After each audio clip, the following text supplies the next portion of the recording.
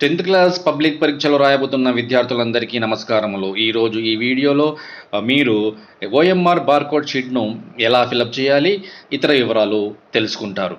మీకు గనక ఈ వీడియో నచ్చినట్టయితే వెంటనే ఈ ఛానల్ను సబ్స్క్రైబ్ చేయండి మరియు లైక్ చేయండి. ఈ వీడియోలో మీరు ఓఎంఆర్ బార్కోడ్ షీట్ను ఎలా ఫిలప్ చేయాలి, ఆ తర్వాత కొత్తగా గత సంవత్సరం నుంచి ప్రవేశపెట్టబడిన 24 పేజీల ఒకే ఒక జవాబు పత్రము, అడిషనల్ సీట్స్ లేకుండా ఒకే ఒక జవాబు పత్రాన్ని ఎలా ఫిలప్ చేయాలి, ఆ తర్వాత ఈ బార్కోడ్ షీట్ను, ఆన్సర్ బుక్లెట్ను ఎలా స్టాపిల్ చేయాలి, ఆ తర్వాత మీకు ఇవ్వబడిన స్టిక్కర్లను ఎలా అంటించాలి, ఈ వివరాలన్నీ ఈ వీడియోలో మీరు తెలుసుకుంటారు. మొట్టమొదటగా మీ ఎగ్జామ్ హాల్లో మీ ఇన్విజిలేటర్ ద్వారా మీకు ఏ పేపర్లు ఇవ్వబడతాయి ఆ వివరాలు ఇప్పుడు తెలుసుకుందాం. 10th క్లాస్ పబ్లిక్ పరీక్షల్లో ఎగ్జామ్ హాల్లో ఇన్విజిలేటర్ ద్వారా విద్యార్థికి ఇవ్వబడే పేపర్లు 3 పేపర్లు మీకు ఇవ్వబడతాయండి. ఒకటి ఓఎంఆర్ బార్కోడ్ షీట్, 2 24 పేజీల జవాబు పత్రములు, ఇది 24 పేజెస్ ఆన్సర్ బుక్లెట్ అంటారు దీన్ని. పేపర్ సీల్స్, స్టిక్కర్స్ అంటారు, సెల్ఫ్ అడిసివ్ స్టిక్కర్స్. ఈ స్టిక్కర్స్ను ఎలా వాడాలి ఈ వీడియోలో తెలుసుకుంటాం. ఆ తర్వాత 24 పేజీల జవాబు పత్రంలో ఏ వివరాలు రాయాలి, ఏ వివరాలు రాయకూడదు, ఆ తర్వాత ఓఎంఆర్ బార్కోడ్ షీట్ను ఎలా ఫిలప్ చేయాలి, వాటిని డీటెయిల్స్ను ఎలా రాయాలి, ఏవి రాయకూడదు అన్న వివరాలన్నీ ఈ వీడియోలో మీరు తెలుసుకుంటారు. ఈ వీడియో మీకు బాగా అర్థం అవ్వాలంటే ఈ వీడియో తప్పనిసరిగా మీరు చివరి వరకు చూడండి. ఆ తర్వాత మీకు ఈ ఎగ్జామ్ రాయడంలో మీకు చాలా సులభం అవుతుంది. ముఖ్యంగా ఈ సంవత్సరము 6 పేపర్లు మాత్రమే ఉంటున్నాయి. సైన్స్ 2 పేపర్లు ఉంటున్నాయి. ఒకే రోజు 2 పేపర్లు రాయాలి. దానికి 2 సపరేట్గా ఓఎంఆర్ షీట్ ఇస్తారు. అది ఎలా ఫిలప్ చేయాలి, ఆ రోజు 2 ఓఎంఆర్ షీట్లు ఎలా వాడాలి, ఎలా ఉపయోగించాలి అన్న వివరాలు చివరిలో మీరు తెలుసుకుంటారు. సైన్స్ పరీక్ష రోజు పిఎస్ అండ్ ఎన్ఎస్ 2 పరీక్షలను ఎలా రాయాలి, కన్ఫ్యూజ్ అయ్యి ఒక క్వశ్చన్ పేపర్కు ఇంకో క్వశ్చన్ పేపర్, ఒక ఆన్సర్ పేపర్కు ఇంకొక ఆన్సర్ పేపర్ మారకుండా ఉండాలంటే ఎలా చేయాలో వీటి గురించి సూచనలు ఈ వీడియోలో చివరిలో తెలుసుకుంటారు. ఈ వీడియోను మీరు చివరి వరకు చూడండి. ఎలా రాయాలో మీరు తెలుసుకుంటారు సైన్స్ ఎగ్జామ్ను. చూడండి, ఓఎంఆర్ బార్కోడ్ షీట్ ఈ విధంగా ఉంటుంది. ఇందులో బార్కోడ్స్ ఉన్నాయి. చూడండి, first part, second part, third part అని 3 పార్ట్లు ఉన్నాయి. 3 పార్ట్లలో బార్కోడ్స్ ఉంటాయి. ఈ స్క్రీన్లో ఫస్ట్ పార్ట్ అంటే పార్ట్ 1 యొక్క స్క్రీన్ షాట్ను తీసుకుని ఇవ్వడం జరిగింది. ఈ పార్ట్ 1లో మీ డీటెయిల్స్ అన్నీ ఉంటాయండి. కానీ స్క్రీన్లో ఇవ్వబడిన ఈ స్క్రీన్ షాట్లో డీటెయిల్స్ ఏమీ లేవు. ఇది ఒక డెమోగా తీసుకున్న ఒక స్క్రీన్ షాట్ మాత్రమే. ఆ తర్వాత నెక్స్ట్ వీడియోలో మీరు ఏ విధంగా ఈ డీటెయిల్స్ అన్నీ ఫిలప్ అయ్యి ఉంటాయి, మిగతా వివరాలను ఎలా ఫిలప్ చేయాలి, ఎక్కడ సంతకం చేయాలి, ఎక్కడ రూమ్ నెంబర్ రాయాలి, ఎక్కడ ఆన్సర్ బుక్లెట్ యొక్క నెంబర్ రాయాలి, ఈ వివరాలు తెలుసుకుంటారు. ఈ స్క్రీన్లో చూడండి, ఈ స్క్రీన్లో పార్ట్ 2 యొక్క క్లోజప్ స్క్రీన్ షాట్ ఉంది. ఈ పార్ట్ 2 క్లోజప్ స్క్రీన్ షాట్లో మీరు ఒకే ఒక వివరం రాయాలి. అది మీ మెయిన్ ఆన్సర్ బుక్లెట్ యొక్క నెంబర్. మిగతా ఏమీ కూడా మీరు రాయకూడదు. 3వ పార్ట్లో మీరు అసలు ఏమీ కూడా రాయాల్సిన అవసరం లేదు. పార్ట్ 1, పార్ట్ 2లో మాత్రమే మీరు రాయాల్సి ఉంటుంది. ఆ తర్వాత స్టిక్కర్స్ ఈ విధంగా ఉంటాయండి. ఆంధ్రప్రదేశ్ రాష్ట్రం యొక్క చిహ్నాన్ని ఈ స్టిక్కర్స్లో ప్రింట్ చేయబడి ఉంటుంది. ఈ స్టిక్కర్స్ను మీరు మీ ఆన్సర్ బుక్లెట్కు 2 వైపులో వచ్చే విధంగా మీరు దీన్ని అతికించవలసి ఉంటుంది. గమ్ వాడాల్సిన అవసరం లేదు. ఇది ఒక సెల్ఫ్ అడెసివ్ స్టిక్కర్, దీనికే గమ్ ఉంటుంది. జస్ట్ మీకు మీ ఆన్సర్ షీట్కు ఇరువైపులా అంటించాల్సి ఉంటుంది. ప్రతి ఒక్కరికి ప్రతిరోజు ఇటువంటి 2 స్టిక్కర్లు ఇవ్వబడతాయి. 2 చోట మీరు స్టాప్లర్తో పిన్ చేయవలసి ఉంటుంది. పిన్నుల మిషన్తో పిన్ను కొట్టవలసి ఉంటుంది. ఆ పిన్నుల మీద మీరు ఈ స్టిక్కర్లను అంటించాల్సి ఉంటుంది. కోడింగ్ విధానంలో ప్రత్యేకంగా తయారు చేయబడిన 24 పేజీల జవాబు పత్రమును మీకు ఎగ్జామ్ హాల్లో మీరు ఎంటర్ అయిన వెంటనే మీకు మీ ఇన్విజిలేటర్ మీకు అందజేస్తారు. అందులో ఏ వివరాలు రాయాలో ఇప్పుడు మీరు తెలుసుకుంటారు. 24 పేజెస్ మెయిన్ ఆన్సర్ బుక్లెట్లో ఇప్పుడు ఎల్లో సర్కిల్ ఉంది కదా, ఆ ఎల్లో సర్కిల్ లోపల ఒక రెక్టాంగులర్ బాక్స్ ఉంటుంది. ఆ బాక్స్లో ఒక నెంబర్ మీకు ప్రింట్ చేసి ఇస్తారండి. ఆ నెంబర్ని ఏమంటారంటే ఆన్సర్ స్క్రిప్ట్ నెంబర్ అంటారు. తర్వాత ఈ 24 పేజెస్ మెయిన్ ఆన్సర్ బుక్లెట్లో రైట్ సైడ్లో ఒక పెద్ద సర్కిల్ ఉంది రెడ్ కలర్లో. ఆ లోపల కూడా ఒక రెక్టాంగులర్ బాక్స్ ఉంది. ఆ బాక్స్లో మీ ఇన్విజిలేటర్ మీరు సంతకం చేస్తారండి. మీ ఇన్విజిలేటర్, మీ సారు ఆ ఎగ్జామ్ హాల్లో ఆ రోజు ఏ సార్ అయితే ఉంటాడో ఆ సారు సంతకం చేస్తాడు. ఇక్కడ మీరు ఏమీ కానీ రాయాల్సిన అవసరం లేదు. మీరు రాయాల్సిన విషయము ఏముంటుందో నేను ఇప్పుడు చెప్తాను. ఆన్సర్ బుక్లెట్లో మీరు రాయాల్సిన విషయం ఏంటి? ఆన్సర్ బుక్లెట్లో సెంటర్లో ఒక గ్రీన్ కలర్లో ఒక సర్కిల్ ఉంది. ఆ సర్కిల్ లోపల, ఈ సర్కిల్స్ అని నేను గీసినటువంటి, ఆ సర్కిల్ లోపల 2 రెక్టాంగులర్ బాక్సెస్ ఉన్నాయి. ఆ బాక్సెస్లో మీరు ఏం రాయాల్సి ఉంటుందంటే ఫస్ట్ బాక్స్లో సబ్జెక్ట్ రాయాలి. ఆ రోజు ఏ ఎగ్జామ్ అయితే ఉంటుందో తెలుగు అయితే తెలుగు అని, ఇంగ్లీష్ అయితే ఇంగ్లీష్ అని, హిందీ అయితే హిందీ అని, సైన్స్లో 2 పేపర్లు ఉంటాయి. ఆ 2 పేపర్లను మీకు 2 ఆన్సర్ బుక్లెట్ ఇస్తారండి. సైన్స్ ఎగ్జామ్ రోజు, పిఎస్ ఎగ్జాము, ఎన్ఎస్ ఎగ్జామ్ ఒకే రోజు జరుగుతుంది కాబట్టి ఆ రోజు మీకు 2 24 పేజీల ఆన్సర్ బుక్లెట్లు ఇస్తారు, 2 ఓఎంఆర్ షీట్లు ఇస్తారు. అవి ఎలా వాడాలో నేను తర్వాత చెప్తాను. ఈ 24 పేజీల బుక్లెట్లలో లోపల వైట్ పేపర్స్ ఉంటాయండి, రూల్డ్ పేపర్స్ ఉండవు. 24 పేజెస్ అంటే 12 షీట్స్ ఉంటాయి.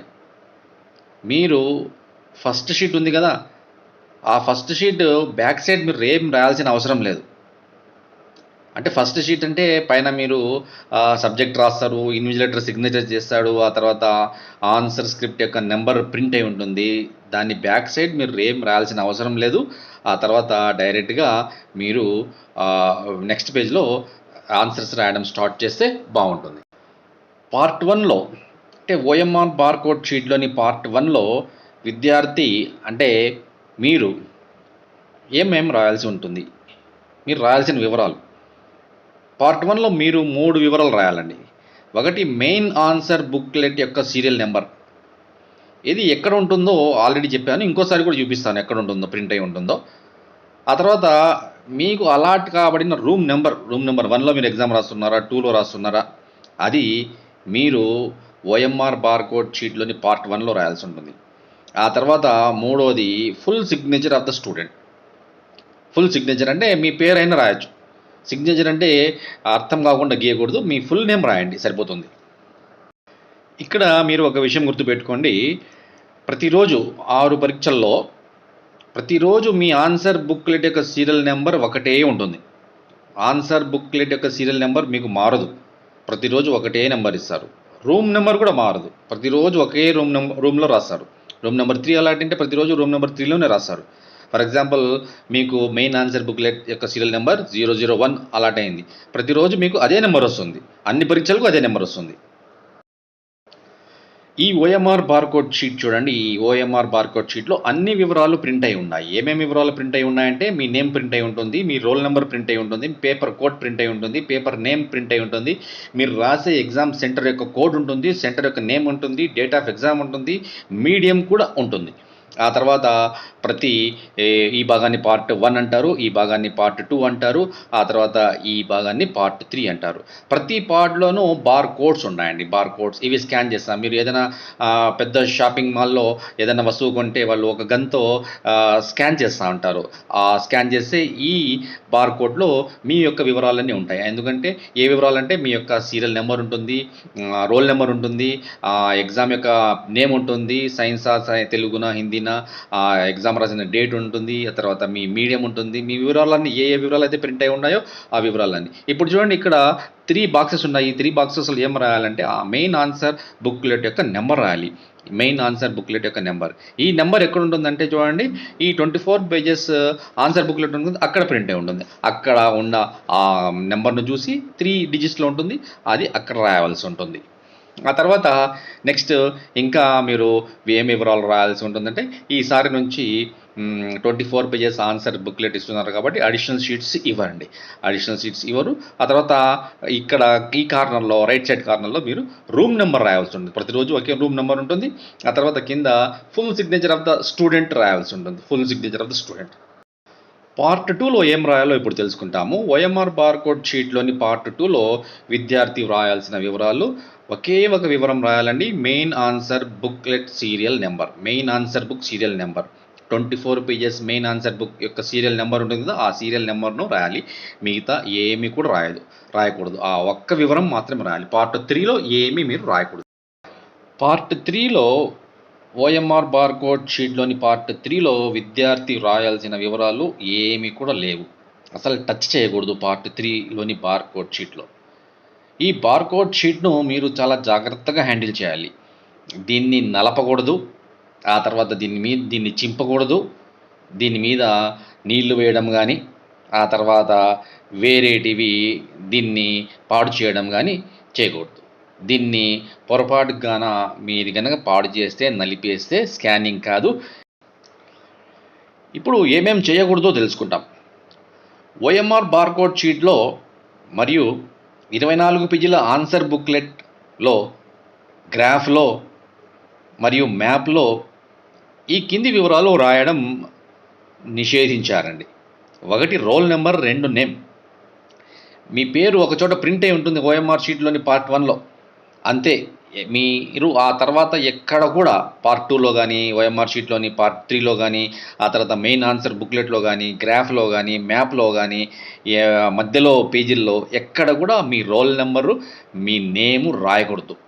రాస్తే దీన్ని మాల్ ప్రాక్టీస్ కింద పరిగణించి మిమ్మల్ని డీబార్ చేసే అవకాశం ఉంది.